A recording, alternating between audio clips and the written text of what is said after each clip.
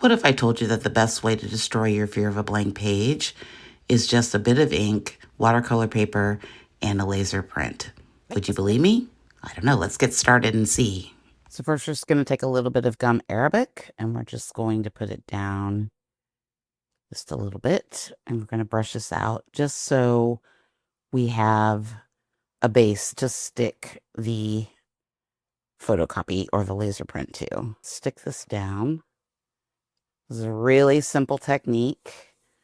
So we got our paper down, and we're going to add another layer of gum arabic. Just a little drop of it. And we're going to brush this on. This is basically our etch. So this is going to tell the paper where we're going to have dark marks and where we're going to leave the white.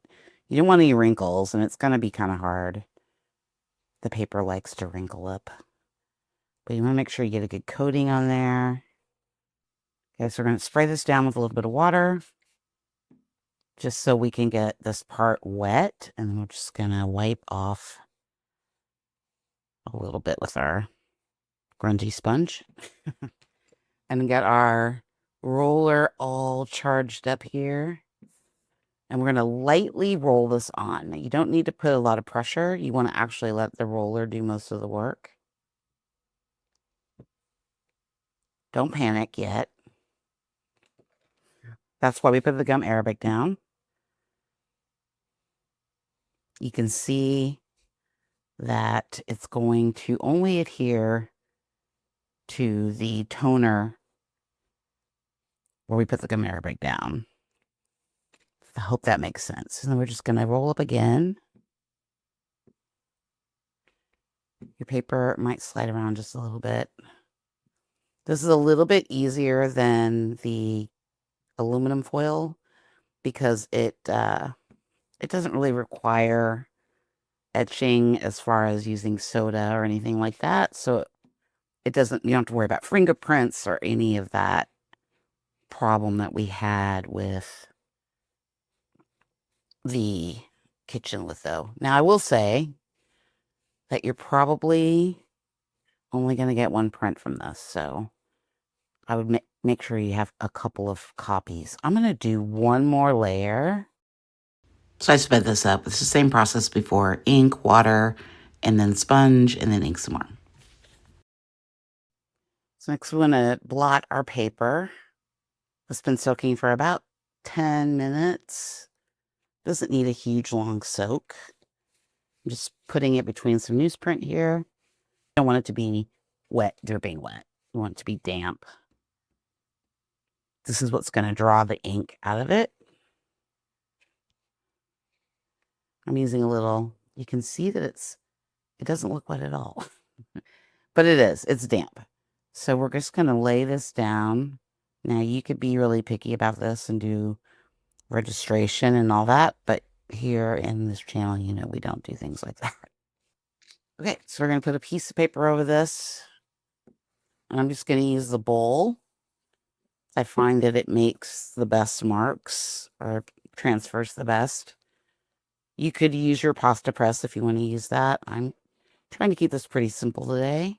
You want to do this in a circular motion so that we get all of that ink transferred. Okay, let's see what we get.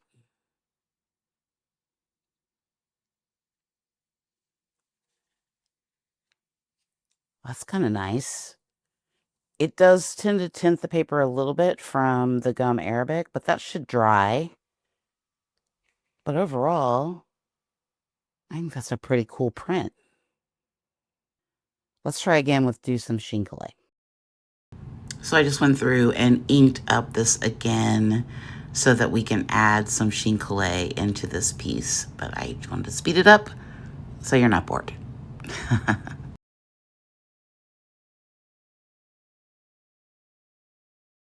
So this is one of the coffee papers that I made last week.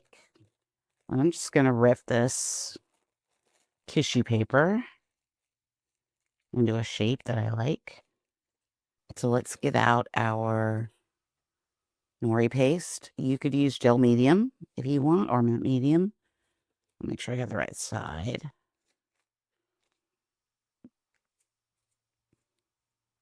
So we're going to put this down with the glue side up.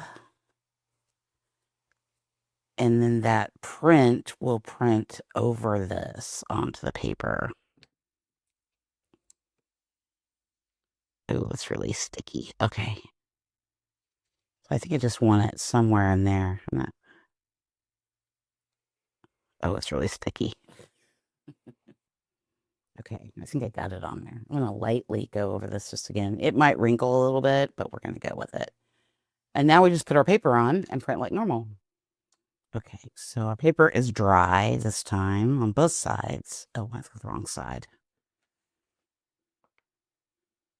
I'm using the Oahu cotton top paper and hot press today.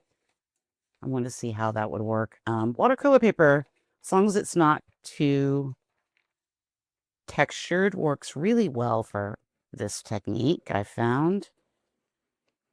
Hot press paper works great. Or you could use, 100% cotton water paper, which is why I'm trying out the cotton top paper today. You could use any paper that you want, rice paper, tissue paper. Well, tissue paper maybe not work. Probably medical exam paper would work. Anything that you can get wet and doesn't fall apart. That's the key. Okay, let's see what we get.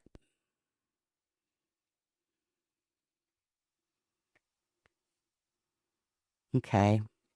Machine clay didn't stick completely. We can just press that down. But you can see how cool it is that it printed right over top of that. I like it. I think it turned out great. And I kind of like the sort of sepia tone that it has there. I'm gonna let this dry and see where we're at. So here are the two pieces. This one's still a little damp. I dried this one a little bit with a heat gun. So I think we can go ahead and work on it. So I've got my Kuretake Art Nouveau set here, and I'm going to go in with this color, the sort of sienna color. I don't want it too thick, so I don't really want to cover up the marks. I just want to make some little improvements. I also want to see how it's going to go over the nori paste. So far, so good. Ooh, that's fun. I like how it's sort of tinting that color underneath there. And I don't know that I'm going to add a lot, because it's already got a lot going on. We'll probably need some sort of, maybe this turquoise color.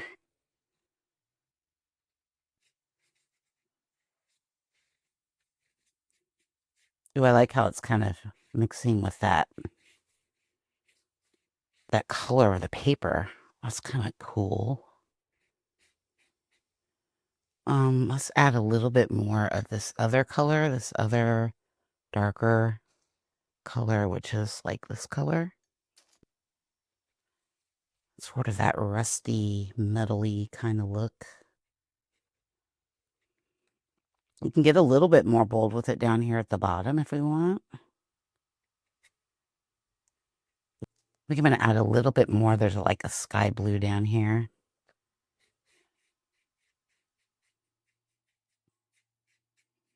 I want to keep some of that paper because it's kind of fun. It's really dark. I decided that maybe like an ochre color might be nice. So I've got the Caran d'Ache golden ochre. And this is just deli paper that I'm rubbing this on. I'm going to mix some of these yellow moss. It just needs a color, but I think the white was going to be too much. So what I'm thinking is I'm going to make a line coming through here. So I don't know how I'm going to do that, but skinny line and then maybe a fat mark. Okay, that didn't show up at all. Okay, so I think the problem is it's not showing up on the nori paste for some reason, which is odd. But that's kind of fun. I can live with that. I just wanted something in there, and maybe we'll just come back in with just a little bit of this color through here. We can draw on it. It's just not Maybe it's not bright enough. Interesting. It definitely is going over this part. Maybe there's just too much down here. I don't know. But I kind of like this sort of, this effect down here. Almost like mimicking the print a little bit. And then I want to do another black mark coming through here.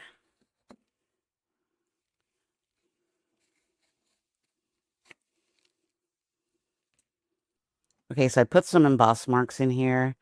I didn't like how it was looking with, because where the print ended versus where the marks were, there's like, for the matte, it's like weird. So I'm just going to kind of fill this in a little bit. I'm not sure if I love this, but. And then let's put some more of that watercolor in there. This side, the side doesn't bother me as much as this bottom part does. Like I don't really, let's go ahead and do this too. You know, things that just bother you. Like, it's just like, it wasn't really grooving with me. And now it just kind of looks like I put a line through there. Okay, I'm going to add some stencil to this. This is the handwriting stencil that I love. I just thought it might be kind of fun to have a big solid texture of black. Ooh, that's kind of fabulous. I'm going to add just one more up here. And then we need one more space. I like to add things in threes. That little mark, and then maybe one more little mark over here. Like this little guy.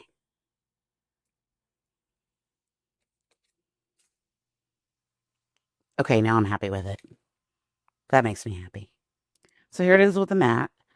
I like it much better that we added those little stencil shapes that give us something solid to concentrate on to kind of move us around. I love the paper litho. Even though it's not as detailed as the aluminum litho, I think this is really cool technique. It's more immediate. It's got maybe a little bit more of a style than the aluminum litho. I really love the marks that we put in the watercolor over it. I kind of love the sky. Like I kind of love that gray kind of moody texture came through on the paper. I like the collage. I think the lines are nice with what we already had going on. And of course, I love this part. I think that really did something. And this is kind of grooving on me now. Everything needs a little dark and contrast. It feels very earthy and open, but it still feels like printmaking to me and something that I would make. So in that aspect, I love it. Let me know your thoughts in the comments. Would you try something like this, even though it's very messy? But it's a really great way to attack a page when it's blank and you don't know what to make. So if you have something that you've already made or an image that you wanted to use, put that image down, work from there. Add marks, add color, add shapes, use stencils.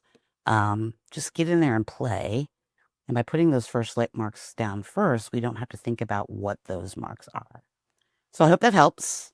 And you guys have a great day, and I'll see you in the next one. Thanks so much. Bye.